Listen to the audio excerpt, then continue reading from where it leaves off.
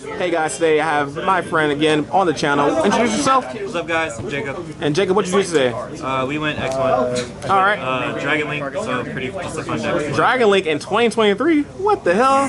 Hey, last time you had a profile, ended up on a couple Facebook pages and Yu-Gi-Oh channels too. So you're back at it, huh? Yeah, I was gonna play Thunder again, but I forgot my Thunder card. So I'll have Thunder next time. Oh yeah, next time for sure. We're gonna definitely get some more profiles. Before we get started, would you like to give any shout outs or anything? Yes. Shout out to Robert, my best friend.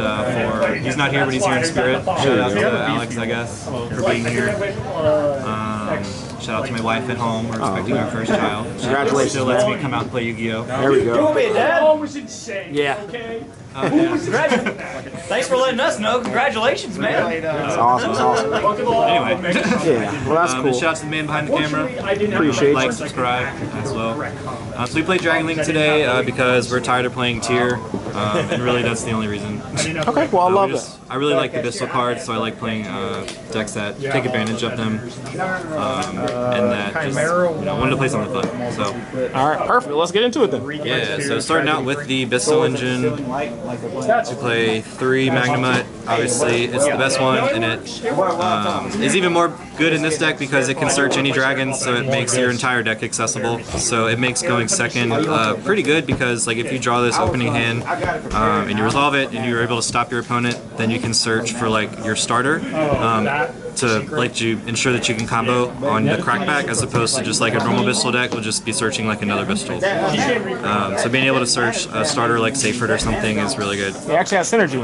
Yeah, so I never draw Magnemite, I only draw the bad ones, but when I do draw it, it's really good. I do play 2 of each of the other ones, Druid Worm and Serenir. I play a bit of a smaller Bystial count than you might think. The reason why is because I want to make sure that my deck is 40 cards, and when you play Dragon Link, by the time you fit everything into it, you start to build up that deck count by the time you add the rockets and the Chaos Engine and things like that. So I wanted to make sure that I had enough space for the other engines, and then I wasn't overloading on Bystials to the point where if I went against anything that's not tier, I was like drawing everything dead. So that's why I played 2 of each in the main of the other ones. And then I did play 2 Lubellion, and then the Spell and the Trap. So Lubellion obviously is the engine to get you the Spell and the Trap. This one is actually my favorite card. I could do without Beast because it's only really good against not tier, but Beast helps you get this, so that's an extra way to get Beast. So Regain lets you recycle your banished cards that you cycle either off your Bystials or off your Chaos Monsters, and then you can draw cards. So it helps kind of keep your hand economy flowing, and when you're playing hand traps, you want to start replenishing your hand because you can end up blowing your whole hand into your combo on the opening turn and not really ending on a board that's very good. So you want to make sure you keep hand advantage, and it can recur, like it's on every turn, so whenever you have a Bystial on their turn, you can draw a card on their turn, so it starts to add up. So I really do like this card. Boy, there's a lot of math. I love that. So that's it for the Bystial engine. It's a total of, I believe, 11 for the Bystials. Then next up we do the rockets. So the power spell is quick launch, not once per turn, summons any rocket from the deck. And then we play 2 tracers, a recharger, and a synchron. So a bit of a smaller engine again, so that you can be able to fit everything in. You don't really want to open tracer. It's not bad to open, but you really do want to get to it either off of quick launch or off of Ravine Dump Router.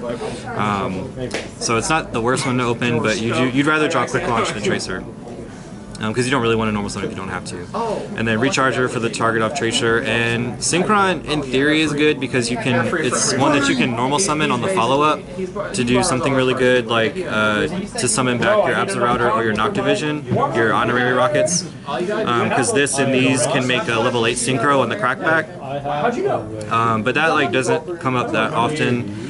So this could also be one of the other level 4s, like Silver Rocket, and it's like sort of almost the same thing, but it's not bad for what it does. And then Noctivision to also help you get to your your hand advantage by drawing a card, and when you draw a Seyfert with this, it can get you to this, so it gives you more bridges to get close up with Seyfert. You definitely can. They're fires. They don't care about It's less good now that we're not like prioritizing the chamber into the tidying, because this would protect your tidying.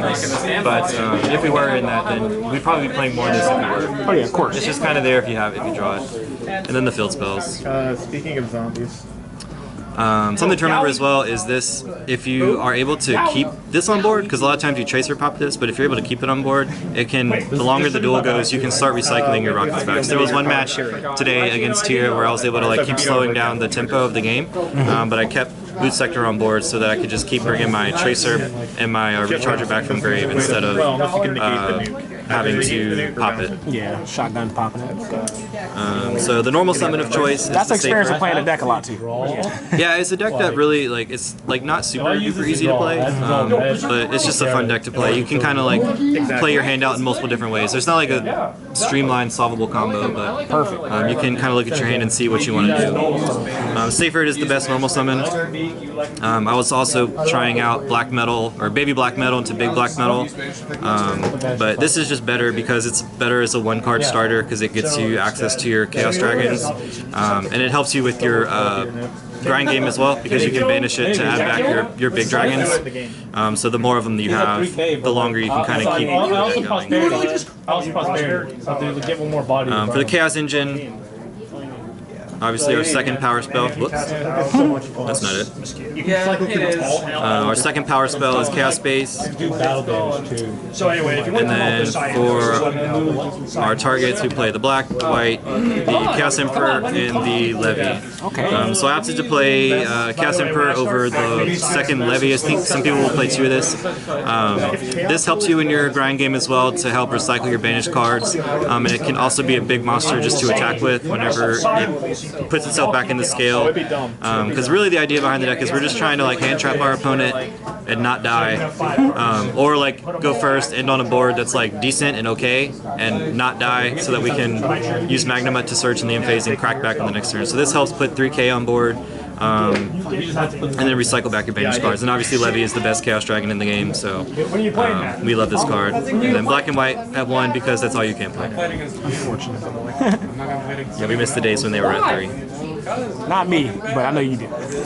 And then for defensive cards, I played 2 Ash, 3 Valor, and 3 Imperm. So Valor and Imperm are standard because Valor's a light, so the deck actually runs short on lights, and it kind of always has.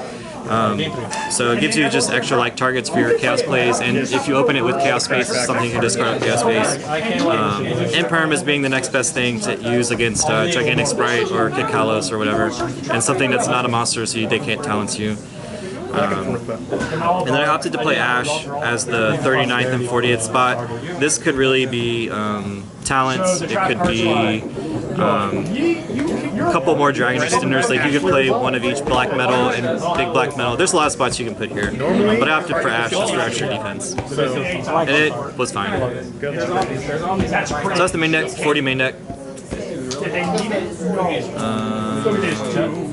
Yeah. Look at that dude. Shout out to the Road Games. Best locals in battery. Yeah, that's the battery. Extra deck. So, extra deck's kind of weird today. We like weird in this channel, man. Yeah, man, what's up? So obviously we play the 1 Striker because it's all we're allowed to play. 1 Romulus, 1 Seal, 1 Dark, and sorry, it's all mixed up. 1 Quad Boral and 1 IP. As far as other link 2s, oh I'm sorry, it was the Pisty. So these are the links. Oh yeah, you gotta get pissed. Yeah, these are the small links. Get a body up, or attempt to get a body up. We would be playing Delingorous Dragon as well if I could find one.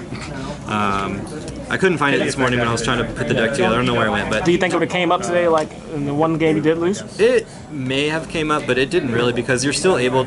Playing Delingorous Dragon means that you're able to turn your Seyfert into the big Borlin a little bit easier, as well as with the Savage. You can into like Borlin Savage a little bit easier with just Seyfert and like discards. But I didn't really use Quad Boral all day today because I just kind of play the deck a little bit more conservatively. So I usually don't end on that big board anyway, so I'm fine that I didn't play it. But obviously everything else comes up. IP is kind of a flex spot because you can end on Seal IP if you want to instead of like Seal Savage if you want to conserve your synchros. A lot of times I'll save my synchro plays for my turn 3 as opposed to the turn 1 because they're a little bit more value on the next turn versus this turn, but I don't summon this as much, but Seals is obviously the reason that you want to play the deck because it's just the best card. It can really get you into anything. You'll bounce the field spell, the Paralino, because they can only activate it once per turn, so if you bounce it then they don't get the search and they can't play it again. And it's just there for like, there's a lot of Sword Soul now kind of in the locals, so this really helps against like Moe or whatever. Everything else is self-explanatory. I'll be real, I'll take it. We miss LP. Unban LP. One day, man, one day. For the bigger links, we play Triple Burst and we play Unicorn. Unicorn just as like an IP bridge or just kind of a flex spot for whatever you need it for. It didn't make it today, but there was one game where it would have come up if I needed it. If I could have made it. Triple Burst is really good because it helps you bridge into your Borland. Because if you go like let's say you have like Romulus and a Pisty, and then you can make your Triple Burst with your Pisty still right here pointing to it, so you bring Pisty back right here, and then that's 5 for Borland. So Triple Burst is just kind of a bridge to get you there. It can come up as well in time because it pierces. A lot of people don't know that. That's experience again. Play it a day. Yeah, so it pierces. Okay. And then for the big guys, Access Code and Borland. Access Code self-explanatory there. Borland is really the big boss guy. So I actually didn't make this card today. I made it once, I think. Actually, I made it once today, and I made it once or twice on Sunday. It's more greedy. I think it's greedier to end on this turn 1.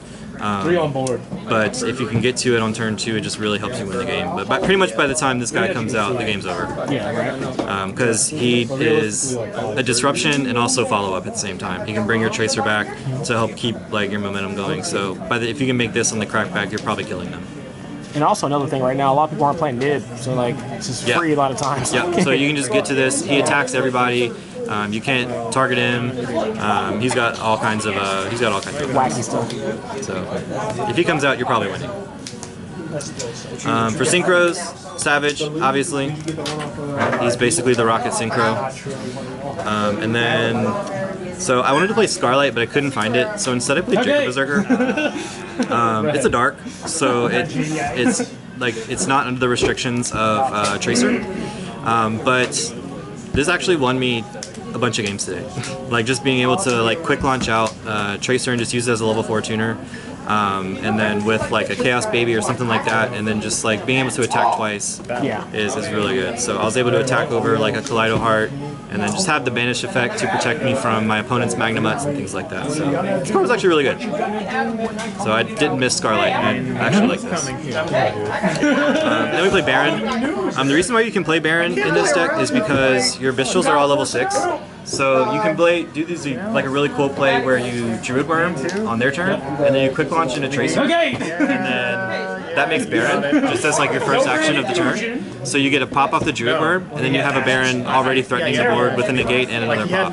So like making this going second with Druid Worm is really good. Pressure, man. So it just adds a lot of pressure, and then obviously just going first is a negate, and it's follow up as well. So the trend with this, like you'll notice the trend with this deck is we play things that apply pressure, but also like can help you follow up. Love that. And then the last card is the rank 6. I'm super excited you can actually play this card. It's one of my favorite card designs of all time. Hieratic Dragon of Atum. It's if you have 2 level 6s, you can summon a dragon from the deck. So it really gets you any dragon that you need. So something cool that you can do is if your opponent like tried to vistage you, you can get their Magnamut back. You know, activate effect to search, and then summon your Bystial, then overlay with it and get another card out the deck. So just helps you keep going, helps get your like safe red out the deck or whatever piece that you're missing. That's awesome. That's awesome. So that's the extra. Other options in the deck you could have played was, like I said, the Dillinger's Dragon for the combo, Scarlight. There's a couple other options you could have made. You could play Wallow as well. But other than that, I think those were the main other options I was considering. Perfect. Thinking about it. For the side, I played the third, Druidworm and Serenir, just for when I do go against tier, I can just side them in so I have all 9 Bystials. Yeah, free plays. Because you need to draw those against tier or else you're not winning. And then I played a little bit more hand traps. I played the third Ash, and then the Gamma package. So, I guess I'll also say we played the Talents and Regeki as well. The reason why we play a lot of like going second cards is because when you're going against anything that's not tier, you need to side out your Bystial cards, so you're siding out a lot. So like if I go against Sprite, right, like I'm not going to keep Serenir, Druidworm, Magnemite, or anything like that against Sprite. So you're basically siding out 10 cards, so you need 10 to put in.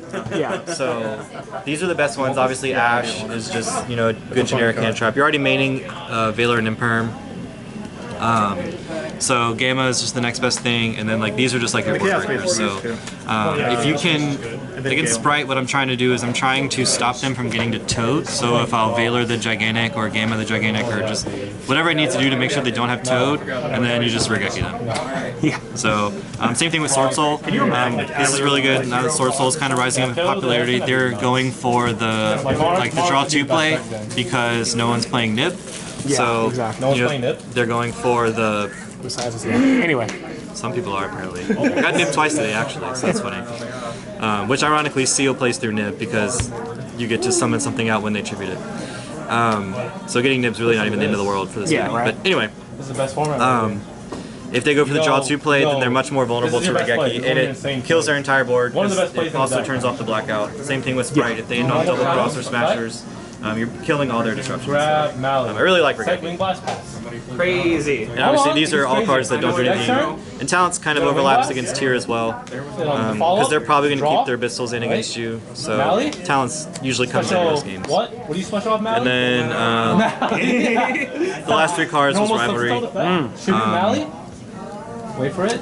This kind of helps you going first against tier, because like I said, the board that you end on going first is like not super good. Like you're probably ending on like a Baron or a Savage, like one of the 2 synchros. Not done yet?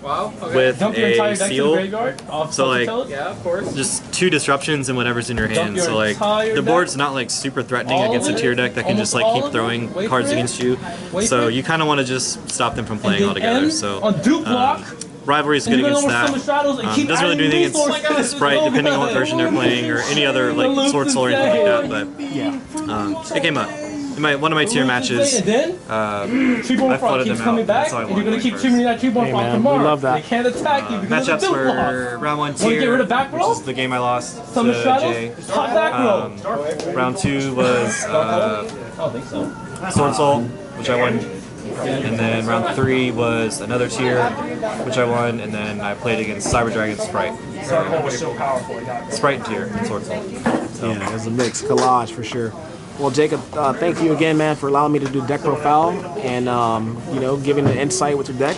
A lot of people aren't playing it, but look, man, I know you like your dragons, dude. So I love that, man. We're fans of dragons. So, hopefully we'll have the Thunder update for y'all soon. Perfect, man. Well, until next time, guys, make sure to comment, like, subscribe, and just remember to keep checking out the channel. And go until next time. Thank you again, Jacob. Take Later, care. guys. Thank you.